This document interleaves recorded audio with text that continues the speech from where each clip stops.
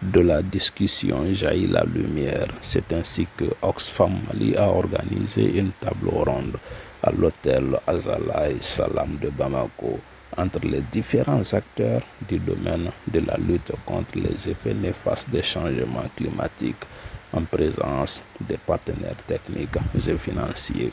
Cette cérémonie grandiose était placée sous la haute présidence de son Excellence Monsieur le ministre de l'Environnement, de l'Assainissement et du Développement durable, Modibo Koné. Toutes les activités que nous faisons aujourd'hui dans le domaine de l'environnement doivent être centrées sur le terrain et sur les sites quand même impactés. Donc nous devons travailler à cela afin d'apporter le minimum de bonheur à ces populations.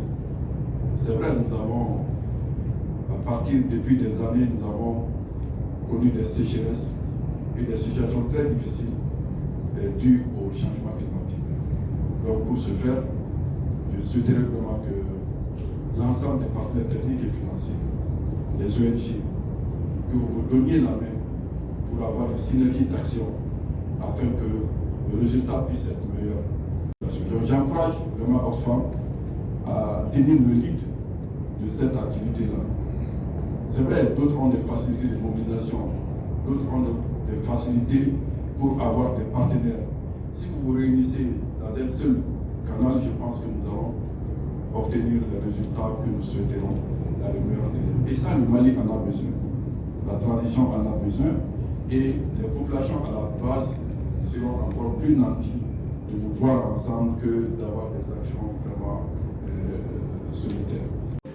En fait, la motivation principale de cette table ronde, c'est de permettre à ces acteurs qui mettent en œuvre des solutions d'adaptation au changement climatique sur le terrain de pouvoir échanger et informer également les décideurs au niveau national sur les bonnes pratiques qui sont en train d'être mises en place, et les défis rencontrés, et voir ensemble quelles peuvent être les solutions idoines pouvoir trouver ensemble. Comme l'a rappelé le ministre Modibo Koné ce matin, il faut une synergie d'action des différents acteurs pour venir à bout du défi des changements climatiques.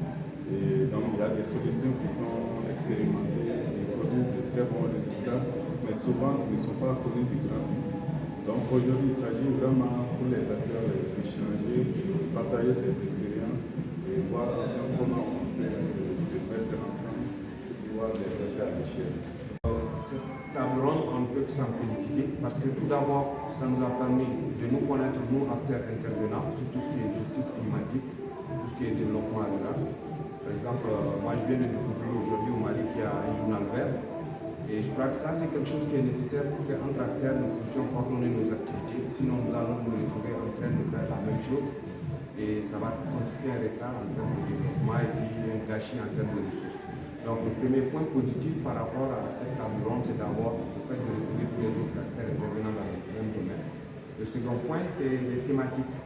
Les thématiques, parce qu'au Mali, quand on regarde, on est un pays essentiellement agricole avec une population très jeune. Donc, parler du changement climatique en ce qui concerne la justice climatique et des thèmes transversaux tels que la jeunesse, le genre, je crois que ça c'est une très bonne idée. Ensuite, parler de ce qui a été déjà fait, ça nous permet de savoir au moins comment qui fait quoi et comment le toucher. Donc, ça c'est un second aspect. Troisième, c'est réellement la thématique même.